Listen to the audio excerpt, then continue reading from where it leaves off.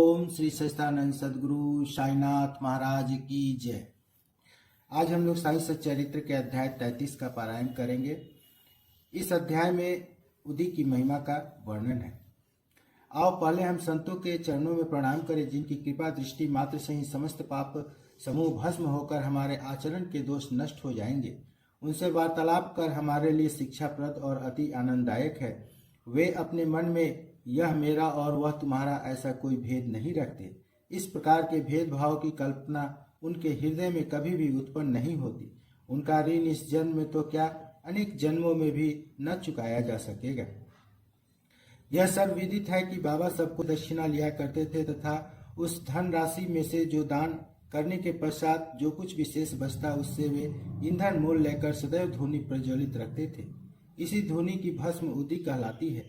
भक्तों के शिरडी से प्रस्थान करते समय यह भस्म मुक्त हस्त से उन सभी को वितरित कर दी जाती थी। इस उदी से बाबा हमें क्या शिक्षा देते हैं? उदी वितरण कर बाबा हमें शिक्षा देते हैं कि इस अंगारे के समान गोचर होने वाले ब्रह्मांड का प्रतिबिंब भस्म के ही समान है। हमारा तन भी ईंधन सदृश ही है, अर्थात पंचभूतादि से निर्मित है, जो कि सांसारिक भोगादि के उपरांत विनाश को प्राप्त होकर भस्म के रूप में परिणत हो जाएगा। भक्तों को इस बात की स्मृति दिलाने के हेतु ही कि अंत में यह देह भस्म सदृश होने वाली है, बाबा उदी वितरण किया करते थे। बाबा इस उदी के द्वारा एक और भी शिक्षा प्रदान करते हैं कि इस संसार में ब्रह्मा ही सत्य और जगत मिथ्या है। इस संसार में वस्तुतः कोई किसी का पिता पुत्र अथवा स्त्री नहीं। इस जगत में अकेले ही आए हैं और अकेले ही जाएंगे।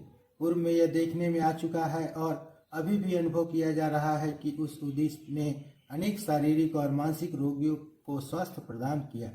यथार्थ में बाबा तो भक्तों को दक्षिणा और उदी द्वारा सत्य और असत्य में विवेक तथा असत्य के त्याग का सिद्धांत समझाना चाहते हैं। इस उदी से वैराग्य और दक्षिणा से त्याग की शिक्षा मिलती है। इन दोनों के अभाव में इस माया रूपी भवसागर को पार करना कठिन है। इसलिए बाबा दूसरे के भोग स्वयं भोग कर दक्षिणा स्वीकार कर लिया करते थे। जब भक्तगण विदा लेते तब वे प्रसाद के रूप में उदी देकर और कुछ उनके मस्तक पर लगाकर अपना वरद हस्त उनके मस्तक पर रखते थे। जब बाबा प्रसन्नचित होते तब वे प्रेम पूर्वक गीत गाया करते थे। ऐसे ही एक भजन उदी के संबंध में भी है। भजन के बोल हैं, रमते राम आओ जी उदिया की गोनिया। बाबा यह शुद्ध और मधुर स्वर में गाते थे।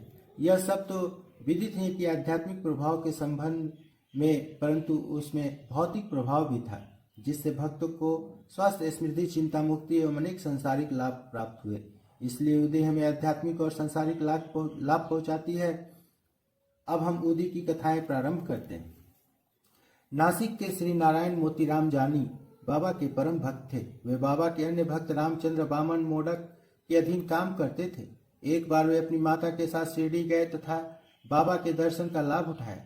तब बाबा ने उनकी मां से कहा कि अब तुम्हारे पुत्र को नौकरी छोड़कर स्वतंत्र व्यवसाय करना चाहिए।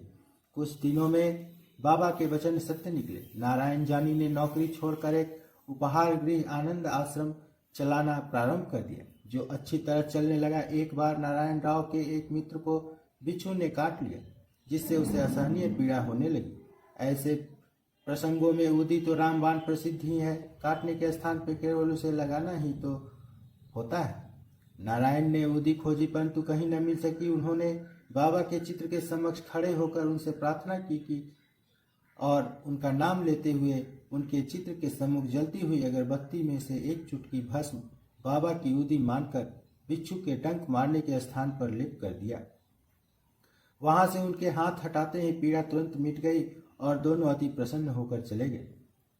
एक समय एक भक्त बांद्रा में था। उसे वहां पता चला कि उसकी लड़की जो दूसरे स्थान पर है प्लेगग्रस्त है और उसकी गिल्टी निकल आई है। उनके पास उस समय उदी नहीं थी, इसलिए उन्होंने नाना साहेब चांदोरकर के पास उदी भेजने के लिए सूचना भेजी। नाना साहेब ठाणे रेलवे स्टेशन के समीप रास्ते में ही थे। जब उनके पास यह सूचना पहुंची तो वे अपनी पत्नी सहित कल्याण जा रहे थे। उनके पास भी उस समय उदी नहीं थी, इसलिए उन्होंने सड़क पर से कुछ धूल उठाई और श्री साईं बाबा का ध्यान कर उनसे सहायता की प्रार्थना की तथा उस धूल को अपनी पत्नी के मस्तक पर लगा दिया। वह भक्त खड़े खड़े यह सब नाटक देख रहा था। जब वह घर लौटा तो उसे जानकर अति हर्ष हुआ कि जिस समय से नाना साहब ने ठाणे रेलवे स्टेशन के पास बाबा से सहायता करने की प्रार्थना की, तभी से उसकी लड़की की स्थिति में पर्याप्त सुधार हो चला था, जो गत 3 दिनों से पीड़ित थी। सन 1904-5 में नाना साहेब चांदोरकर खानादेश जिले के जामनेर में मामलादार थे। जामनेर शिरडी से लगभग 100 मील से भी अधिक दूरी पर है। उनकी पुत्री मैनाताई गर्भावस्था में थी और प्रसव काल समीप ही था। उसकी स्थिति अति गंभीर थी। 2-3 दिनों से उसे प्रसव वेदना हो रही थी। नाना साहब ने सभी संभव प्रयत्न किए, परंतु वे सब व्यर्थ ही सिद्ध हुए। तब उन्होंने बाबा का ध्यान किया और उनसे सहायता की प्रार्थना की। उस समय शिरडी में एक रामगिर बुआ, जिन्हें बाबा बापू बीर बुआ के नाम से पुकारते थे, अपने घर खानादेश को लौट रहे थे। बाबा ने उन्हें अपने समीप बुलाकर कहा कि तुम घर लौटते समय थोड़ी देर के लिए जामनेर में उतरकर यह उदी और आरती श्री नाना साहब को दे। रामगिर बुआ बोले कि मेरे पास केवल 2 ही रुपए हैं, जो कठिनाई से जलगांव तक के किराए के ही पर्याप्त होंगे। फिर ऐसी स्थिति में जलगांव से 30 मील और आगे जाना मेरे लिए कैसे संभव हो। बाबा ने उत्तर दिया, चिंता की कोई बात नहीं, तुम्हारी सब व्यवस्था हो जाएगी। तब बाबा ने सामा से माधव आड़कर द्वारा रचित प्रसिद्ध आरती की प्रतिलिपि कराई और उदी के साथ नाना साहब के पास भेज दी।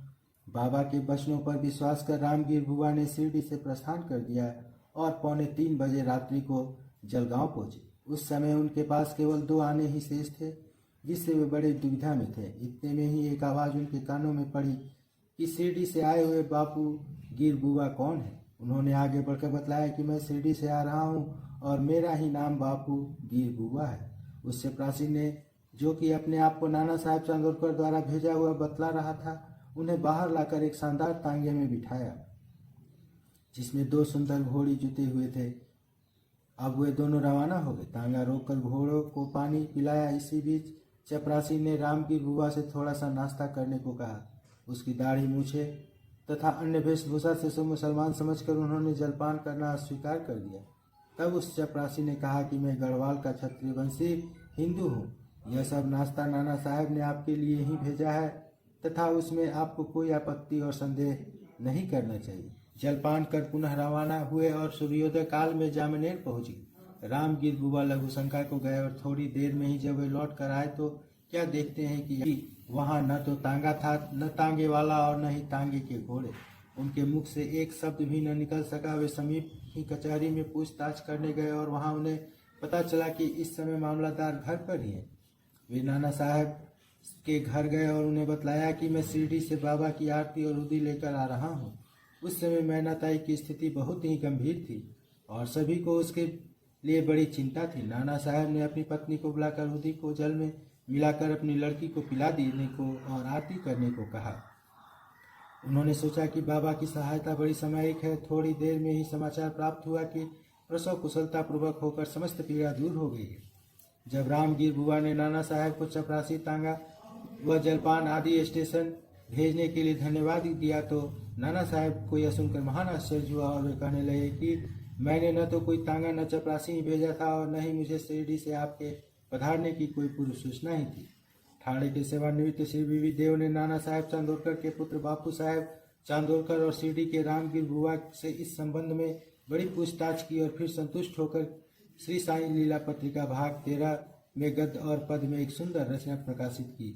श्री बीवी नरसिंह स्वामी ने भी मैनाता बाबू साहब चांदोरकर और रामगिर बुआ के कथन लिए हैं, जो क्रमशः 1 जून 1936, 16 सितंबर 1936 और 1 दिसंबर 1936 को छपे हैं और वे सब उन्होंने अपनी पुस्तक भक्तों के अनुभव भाग 3 में प्रकाशित किए हैं। निम्नलिखित प्रसंग रामगिर बुआ के कथनानुसार उद्धत है। एक दिन मुझे बाबा ने अपने समीप बुलाकर एक उदी की पुड़िया और एक आरती की प्रतिलिपि देकर आज्ञा दी कि जामनेर जाओ और यह आरती तथा उदी नाना साहब को दे दो। मैंने बाबा को बताया कि मेरे पास केवल 2 रुपए ही हैं, जो कि कोपरगांव से जलगांव जाने और फिर वहां से बैलगाड़ी द्वारा जामनेर जाने के लिए पर्याप्त है। बाबा ने कहा, अल्लाह देगा। शुक्रवार का दिन था। मैं शीघ्र ही रवाना हो गया। मैं मरवार 6:30 बजे सायकाल और जलगांव रात्रि को 2:45 पर पहुंचा। उस समय प्लेग निवारक आदेश जारी थे, जिसमें मुझे असुविधा हुई और मैं सोच रहा था कि कैसे जामनेर पहुंचूं। रात्रि को 3 बजे एक चपरासी आया, जो पैर में बूट पहने था और सिर पर पगड़ी बांधे व अन्य पोशाक भी पहने थे। उसने मुझे तांगे में बिठा लिया और तांगा चल पड़ा।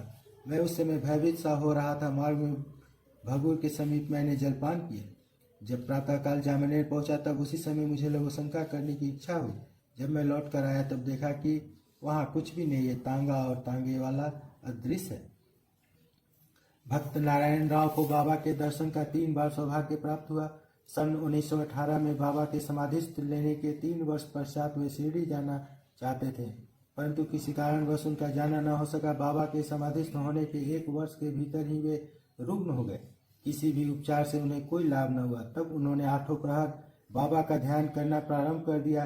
एक रात को उन्हें स्वप्न हुआ कि बाबा एक गुफा में से आते हुए दिखाई पड़े और सांत्वना देकर कहने लगे कि घबराओ नहीं, तुम्हें कल से आराम हो जाएगा और 1 सप्ताह में ही चलने फिरने लगोगे।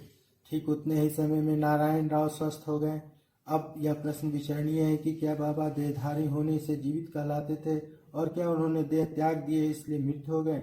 नहीं, बाबा अमर हैं क्योंकि वे जीवन और मृत्यु से परे हैं। एक बार भी अन्याय भाव से जो उनकी शरण में जाता है, वह कहीं भी हो, उसे वे सहायता पहुंचाते हैं। वे सदा हमारे साथ ही खड़े हैं और चाहे जैसा रूप लेकर भक्त के समक्ष प्रकट होकर उसकी इच्छा पूर्ण कर देते हैं।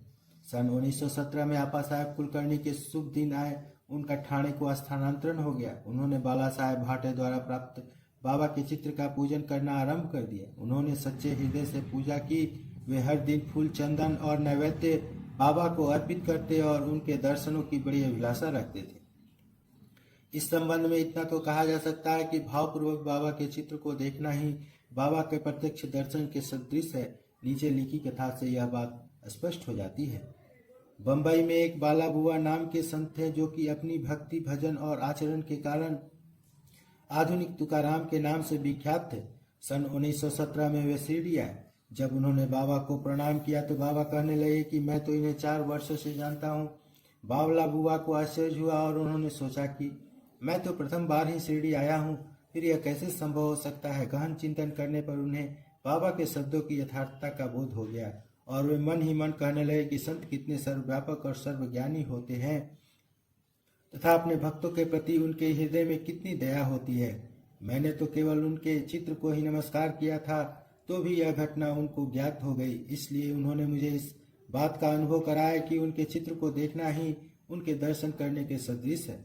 अब हम आपा साहेब की कथा पर आते हैं। जब वे ठाणे में थे तो उन्हें भिवंडी दौरे पर जाने पड़ा, जहां से उन्हें 1 सप्ताह में लौटना संभव न था। उनकी अनुपस्थिति में तीसरे दिन उनके घर में निम्नलिखित विचित्र घटना हुई। दोपहर के समय आपा साहेब के घर पर एक फकीर आया जिसकी आकृति बाबा के चित्र से ही मिलती जुलती थी।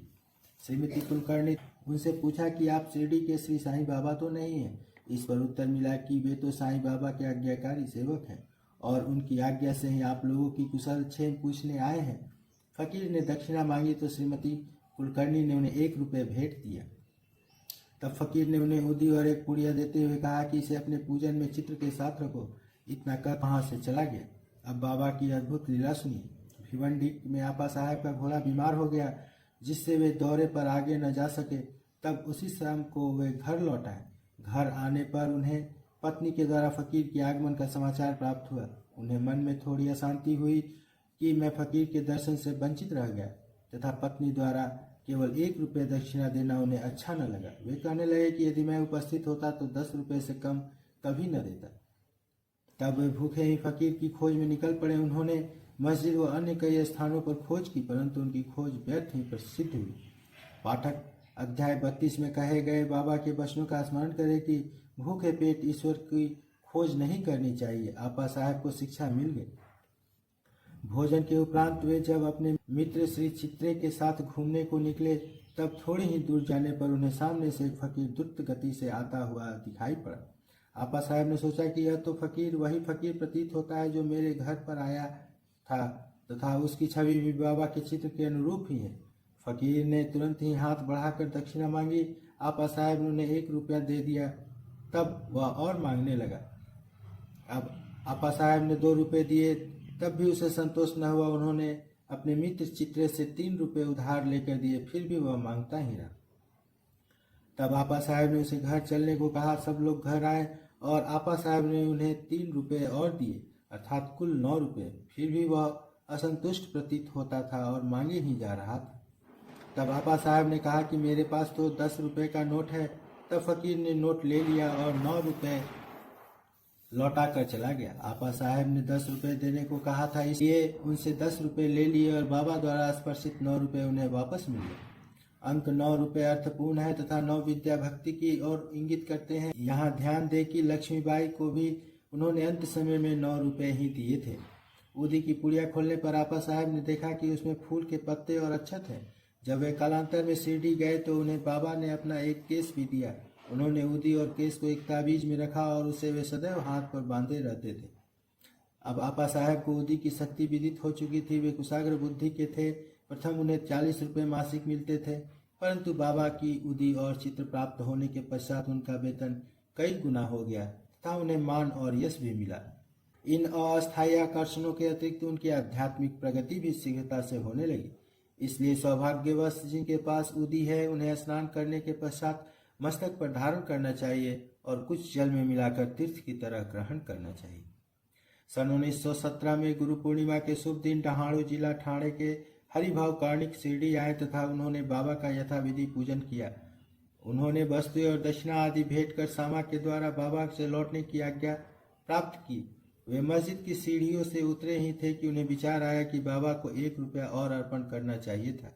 वे सामा को संकेत से यह सूचना देना चाहते थे कि बाबा से जाने की आज्ञा प्राप्त हो चुकी है, इसलिए मैं वापस लौटना नहीं चाहता हूँ। परंतु सामा का ध्यान उनकी ओर नहीं गया, इसलिए वे घर को चल पड़े।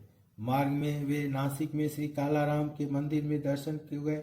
संत नरसिंह महाराज, जो कि मंदिर के मुख्य द्वार के भीतर बैठा करते थे, भक्तों को वहीं छोड़कर हरिभाव के पास आए और उनका हाथ पकड़कर कहने लगे, मुझे मेरा रुपया दे दो।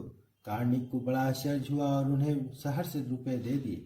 उन्हें विचार आया कि मैंने बाबा को रुपए देने का मन में संकल्प किया था और बाबा ने यह रुपया नासिक के नरसिंह महाराज के द्वारा ले लिया। इस कथा से सिद्ध होता है कि सब संत अभिन्न हैं तथा वे किसी न किसी रूप में एक ही साथ कार्य किया करते हैं। अध्याय समाप्त। श्री सद्गुरु साईनाथ प्रणमस्तु। शुभ भवतु।